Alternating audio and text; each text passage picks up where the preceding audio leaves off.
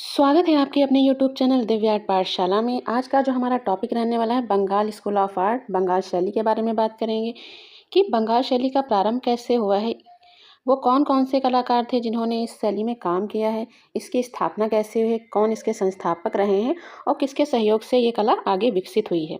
तो स्थापना की बात करते हैं, लगभग 19वीं सदी या 20वीं शताब्दी में प्रारंभ हुई है। इसके जो संस्थापक रहे अवनींद्रनाथ टैगोर रहे, साथ ही इनके सहयोगी कौन रहे थे, तो E.V. हैवल के सहयोग से ये कला विकसित हुई थी। चरमोत्कर्ष काल इसका क्या रहा है, तो 1905 से 1920 का समय ऐसा रहा है जो इस कला का चरमोत्कर्ष काल रहा है। अगर हम बात करें कि इसका नारा क्या था या मूल मंत्र क्या था, तो मूल मंत्र था भारतीय परंपरा की ओर लौटो। ये मूल मंत्र था, क्योंकि उस समय के जो कलाकार थे वो पाश्चात्य तकनीकी में काम कर रहे थे। तो उनका कहना था कि अपनी जो परंपराएं हैं भारत की, उस पर काम करिए।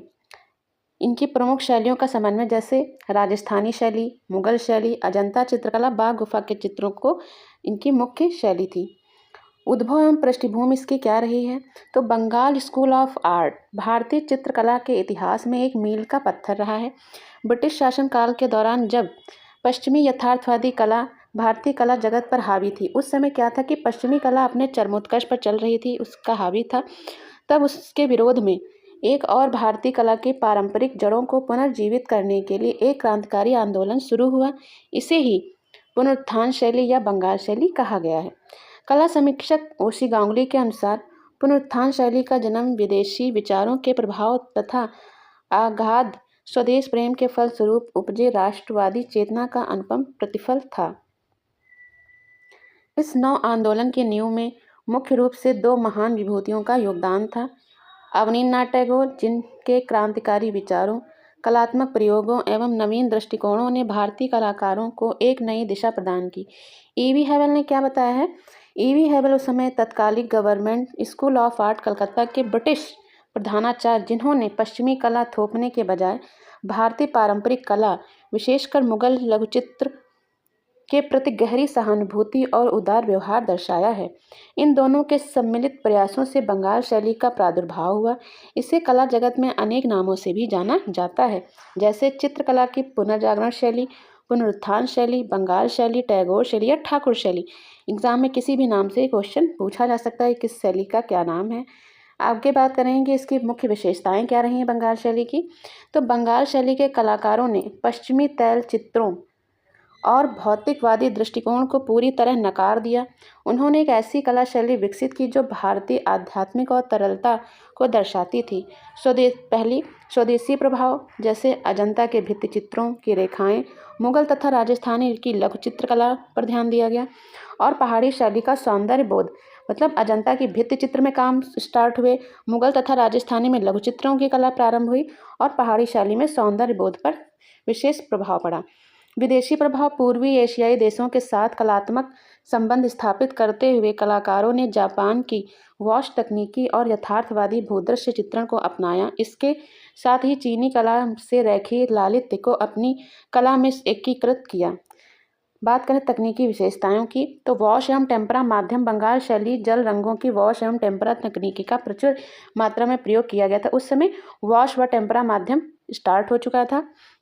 वॉश तकनीकी में कागज पर रंग लगाने के बाद उसे बार बार पानी से धोया जाता था, जिससे रंगों में एक कोमल, पारदर्शी, रहस्यमय धुंधलापन आता था। धरातल कैसा था, तो चित्र बनाने के लिए उत्कृष्ट यूरोपीय वॉटमैन कागज तथा विभिन्न प्रकार के उच्च गुणवत्ता वाले हस्त निर्मित कागजों का प्रयोग किया जाता था। चित्रों के विषय मुख्य रूप से भारतीय प्राचीन पौराणिक गाथाओं, ऐतिहासिक प्रसंगों, धार्मिक कथाओं जैसे शिव सती के चित्र, कृष्ण लीला, बुद्ध का जीवन तथा साहित्य ग्रंथों में अगर हम बात करें, जैसे कालिदास के मेघदूत से प्रेरित थे। चित्रों में गहरा भावनात्मक संप्रेषण, शांति, करुणा और आध्यात्मिक भाव निहित होता था, जिसका सबसे उत्कृष्ट उदाहरण अवनींद्रनाथ का प्रसिद्ध चित्र भारत माता 1905 में बनाया गया था। अवनींद्रनाथ टैगोर के शिष्य व उनके कार्य की बात करें तो इनके कुछ शिष्य थे। तो ये कला सिर्फ बंगाल में ही नहीं, कई क्षेत्रों में यह विकसित हुई थी। तो देखते हैं, तो बंगाल शैली केवल कलकत्ता तक ही सीमित नहीं रही। अवनींद्रनाथ टैगोर के शिष्यों ने देश के विभिन्न हिस्सों में कला विद्यालयों को कमान संभाली और इस अनूठी शैली को पूरे भारत में व्यापक प्रचार प्रसार किया था। देखते हैं कौन कौन से। तो नंदलाल बोस ने शांति निकेतन कोलकाता में, इन्होंने कला भवन के अध्यक्ष भी बने यहाँ पे। चितिनाथ मजूमदार ने इलाहाबाद विश्वविद्यालय कला विभाग के अध्यक्ष रहे। के वेंकटप्पा ने मैसूर कला विद्यालय में कार्य किया। डी.पी. राय चौधरी ने मद्रास कला विद्यालय में, ये 1929 में यहाँ पे प्राचार्य भी बने। पुलिन बिहारी दत्त जो थे, इन्होंने मुंबई में कार्य किया। मुकुल चंद्र डे एवं मनीषी डे ने दिल्ली तथा कलकत्ता कला विद्यालय के अध्यापन भी किया। शारदा चरण वकील, दिल्ली शारदा वकील स्कूल ऑफ आर्ट की इन्होंने स्थापना भी की थी। नाथ जो डे थे, इन्होंने जयपुर कला विद्यालय, राजस्थान एवं बंगाल शैली का प्रसार किया था। समरेंद्र नाथ गुप्त ने मेयो स्कूल ऑफ आर्ट, वर्तमान में ये कहाँ है, पाकिस्तान में है। सुधीर रंजन खास्तगीर, असित कुमार हल्दर, वीरेश्वर सेन, जय महिवासी, ये जो थे कलाकार, सुधीर रंजन खास्तगीर, असित कुमार हल्दर, वीरेश्वर सेन, ये लखनऊ कला विद्यालय उत्तर प्रदेश में कला का प्रमुख केंद्र था। जय महिवासी बनारस काशी हिंदू विश्वविद्यालय में इन्होंने कार्य किया। फिर है यामिनी राय ने भी प्रारंभिक कला शिक्षा बंगाल से प्राप्त की, किंतु बाद में इन्होंने अपनी एक सर्वथा मौलिक शैली खोजी। उन्होंने बंगाल के लोक चित्रों पटुआ शैली को अपना मुख्य माध्यम बनाया और एक अनूठा स्वदेशी मॉडर्निज्म प्रस्तुत किया। बात करें कलात्मक एवं राष्ट्रीय महत्व की, तो बंगाल स्कूल के भारत में आधुनिक कला आंदोलन की ठोस नींव रखी। इसने न केवल भारतीय कलाकारों में औपनिवेशिकहीन भावना को समाप्त किया, बल्कि उसमें अपनी अनूठी संस्कृति की पहचान के प्रति गर्व की भावना को भी पुनर्जीवित किया। इसके प्रमुख चित्रकारों द्वारा बनाए गए चित्रों ने स्वतंत्रता संग्राम के दौरान भारतीय जनमानस में राष्ट्रीय एकता और नव चेतना के प्रसार में भी महत्वपूर्ण भूमिका निभाई। भारतीय संसद भवन के अलंकरण के लेकर संविधान के मूल प्रति तक चित्रों में इस शैली के प्रणेता विशेष रूप से नंदलाल बोस का उन्मूलन योगदान आज भी सुरक्षित देखा जाता है। तो ये रहा कुछ बंगाल